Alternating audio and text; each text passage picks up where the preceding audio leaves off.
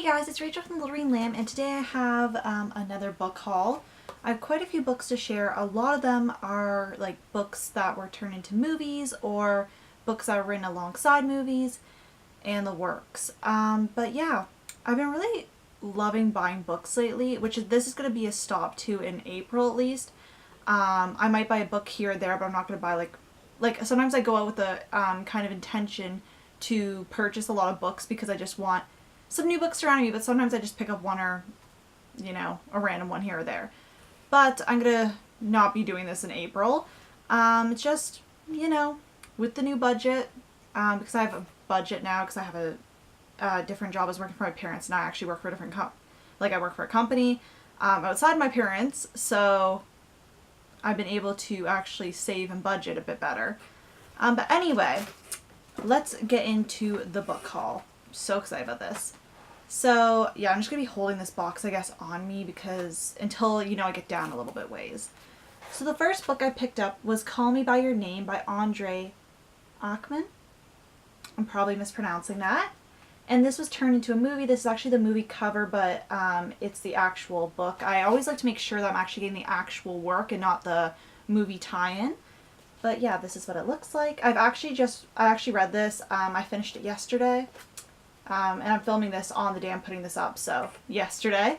And I'm going to be putting up a review of this. It'll be a little while because I've been alternating my weeks, so it's probably going to be in April by the time you see this, but I'm excited to film a review on this. And this story is basically kind of the love story between an adolescent boy and a summer guest's parents' cliffside mansion on the Italian Riviera. It's written very descriptive, it's very beautifully written. And it kind of takes you on that journey. The next book is The Princess Diarist by Carrie Fisher, which I've already read and I put in my February wrap-up. But I picked this book up and I didn't have enough books for a haul, so I just kind of put it aside. Basically this is Carrie Fisher's memoir, kind of recalling her time on the set of the first Star Wars film. And I've been currently watching the Star Wars films. I'm actually up to the most current one. Well, not up to it, but I need to watch The Last Jedi. And then I'll be like up, with up to date. That's what I was looking for, that word. And when I picked up The Princess Diarist, I picked up Star Wars from a certain point of view, 40 stories celebrating 40 years of Star Wars. And this book basically takes 40 authors, it's an anthology, and basically they take a side character from the first movie and kind of, if they're in the movie, or if not, it's a side character that's in there while other stuff is going on, and kind of talk about them. So we have some characters that you've seen in the film and some you haven't seen in the film and kind of what's happening in their lives. And my favorite story so far, and the shortest story in here, was actually Meg Cabot's story, and it was about Luke's aunt, if I'm saying the family relation correctly. He at least called her aunt, I'm pretty sure. It was about her, and I just love Meg Cabot's writing, so it was such a treat that her story is in here, but it was so short and it was such a shame. The next book is The Shape of Water by Guillermo del Toro and Daniel Kraus. And this book is the book that Guillermo and Daniel wrote, if I'm saying this correctly. I'm not sure. I think Daniel wrote it, but Guillermo obviously was the director of the film. But I think they collaborated on this, and this book was in process. They wrote the book to make a film about it. If I'm not, I may be getting these details a bit skewed. But this book, I just had to wait a while because it came out mid-March. Is partly the reason I did this haul, because I really enjoyed The Shape of Water. And I really wanted to read the book, and I feel like they were kind of promoting it where the book and the movie are two different experiences, and I really want to delve more into this world because I really did enjoy it, and I'm not a fable person, so I found that very weird that I enjoyed it, and I just want to ride with this train. But basically this story is about a woman who is actually mute, and she works as a janitor. I don't know why I said mute so weirdly. And anyway, there's a kind of species that's, she's in a government lab, and there's kind of a species, which is, the kind of sea creature, and she kind of bonds with him. The story kind of goes from there. Then I picked up Anatomy of a Scandal by Sarah Vaughan.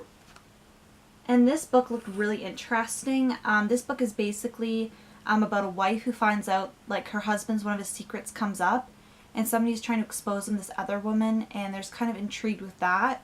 But the thing that really intrigued me about this is it's a courtroom drama, and I love the courtroom kind of setting for books. I know some people find that very boring, but I was in a pre-law program, so that's the part that interests me. Like, I don't personally want to be a lawyer, but I did find, like, looking at cases and stuff like that, they're interesting.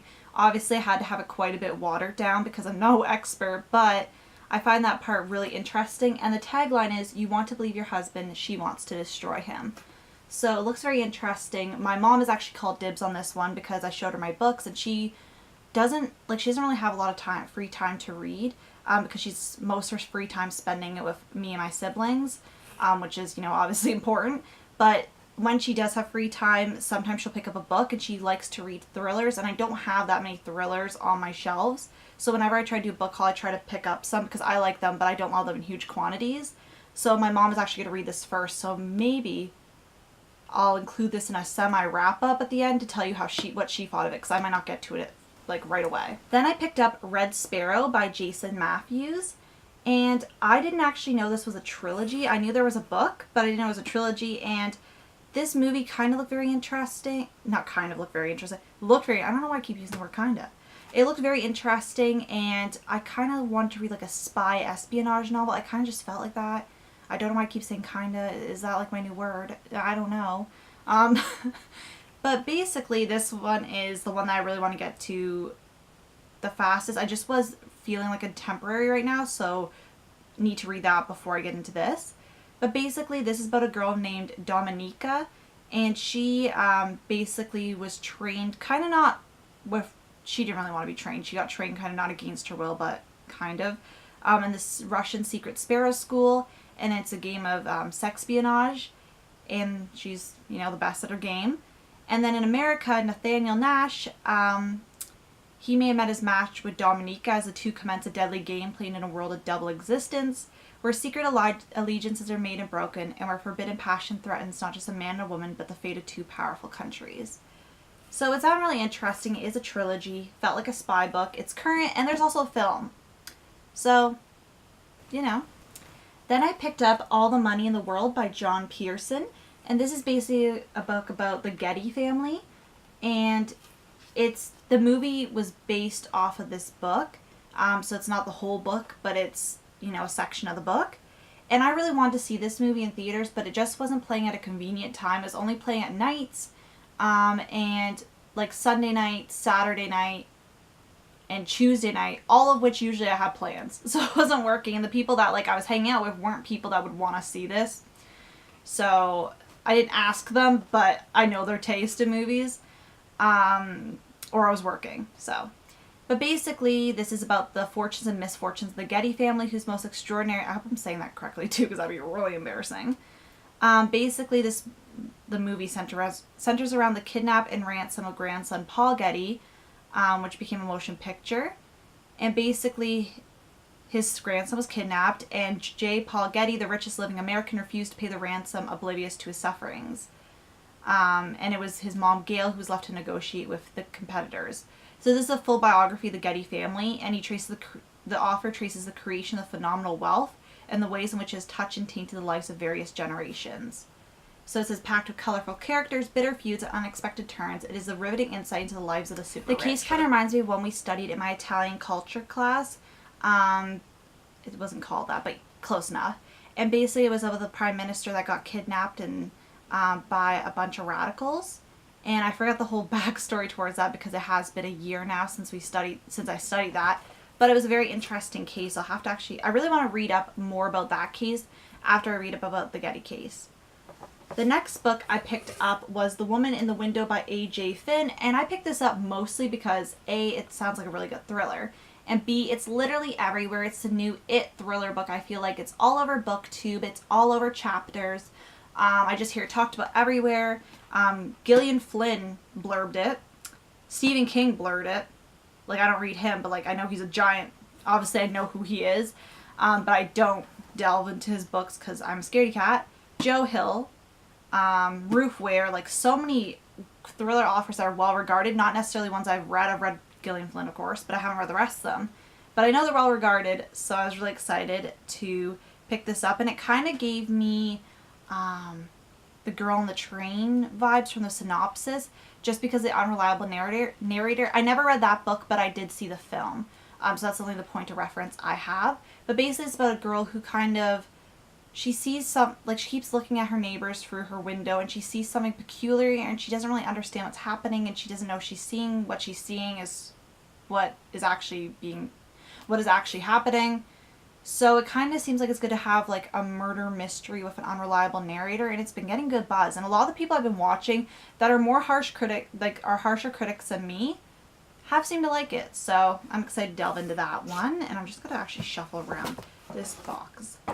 The next one is An American Marriage by Tari Jones. I hope I'm not mispronouncing that.